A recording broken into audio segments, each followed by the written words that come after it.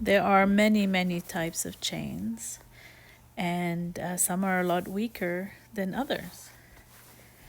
For example, a box chain appears to be a strong chain, but it's actually one of the weaker one because it is shaved after manufacture.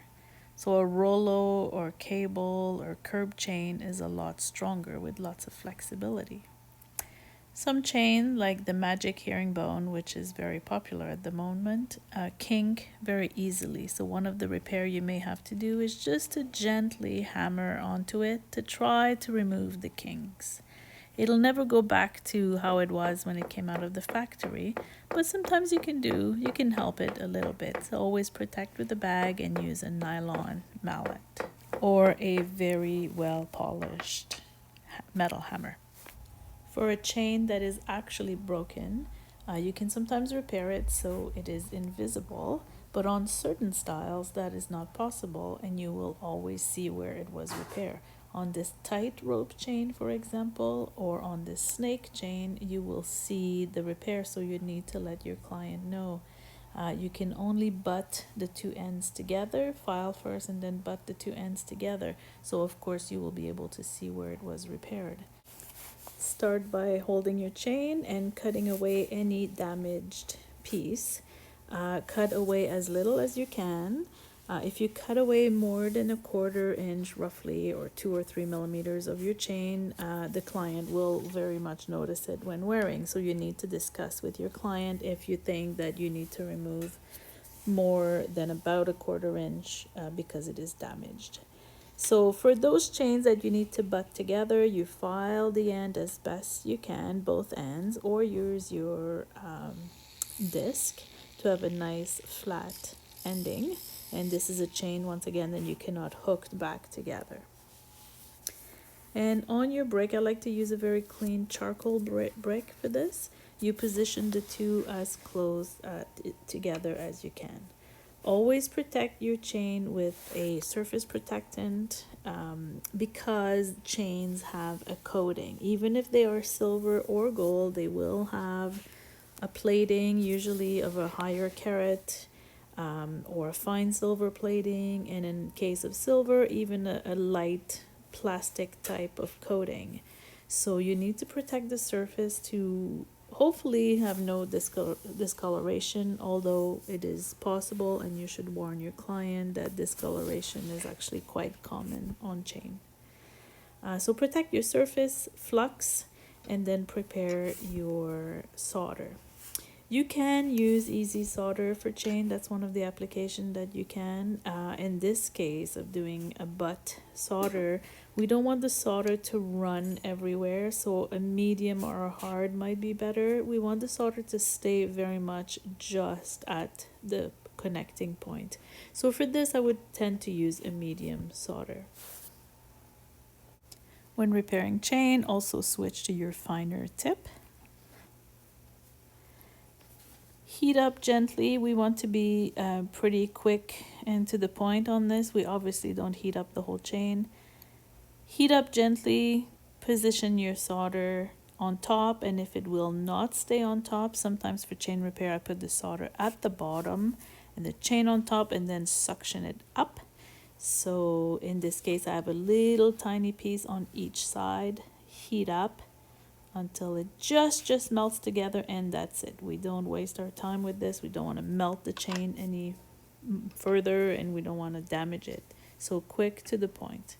After soldering, you will notice that your chain is stiff, and that's just the surface protector or the flux, so don't panic. Just put it in the sonic to remove the flux.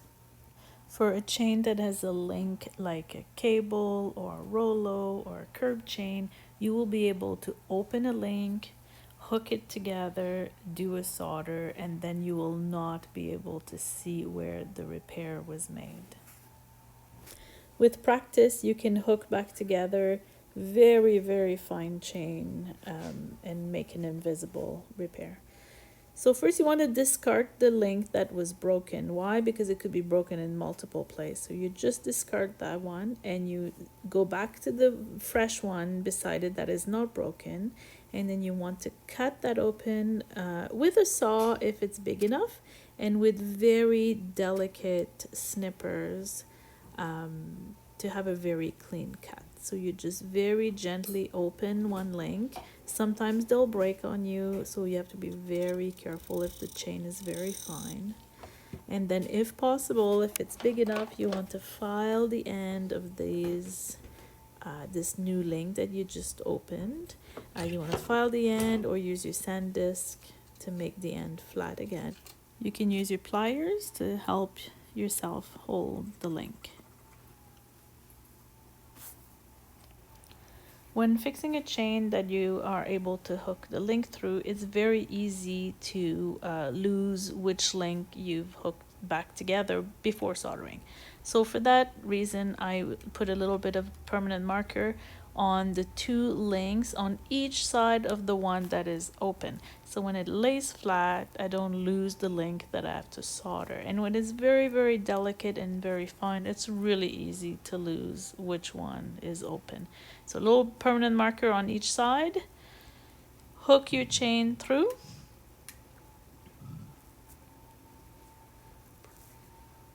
Close with pliers if it's big enough for you to hold. Or sometimes with your fingernails, sometimes it's that small and that delicate, you just close it with your fingernails.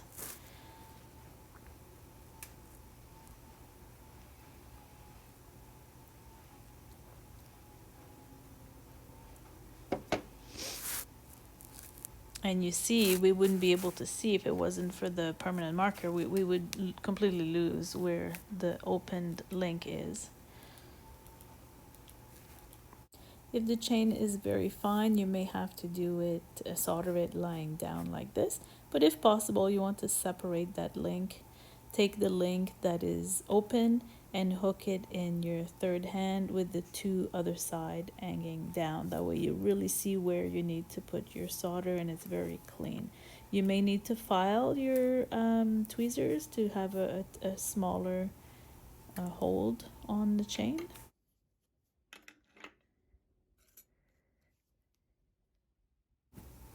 You need to use the solder that matches your chain. If your chain is 14 karat, you use 14 karat solder of the same color, of course. You can use easy solder for a small link like this. That's perfectly fine. Of course, don't forget to protect the surface. So a surface protectant and antioxidant on the whole surface and obviously some flux on your link. And you cut a piece of solder that is as small as possible. Very, very, very minute piece of solder. Again, I'm using a very small tip for my torch, and I want to go in and out as fast as possible. Especially when soldering gold up in a chain, do not heat up the whole piece. You want to heat up only the link that you need to solder. In and out, quick and simple. You can pick solder or you can deposit the paillon right on top of your link.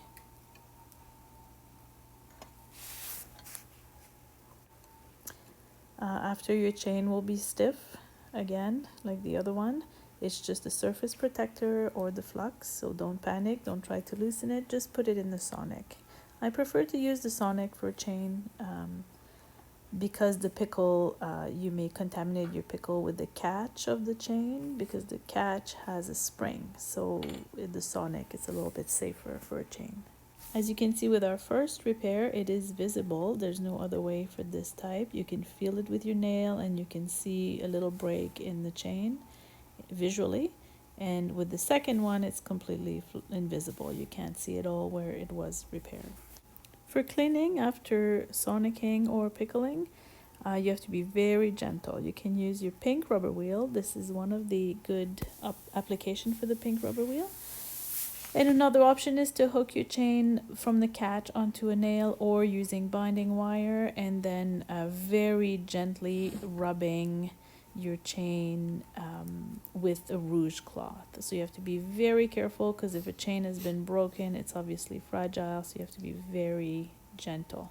Hopefully these things will remove any change in color Although sometimes there is a discoloration, especially with silver chain, and it's really difficult to get it back. With gold chain, you should be able to get the color matching right through the whole chain.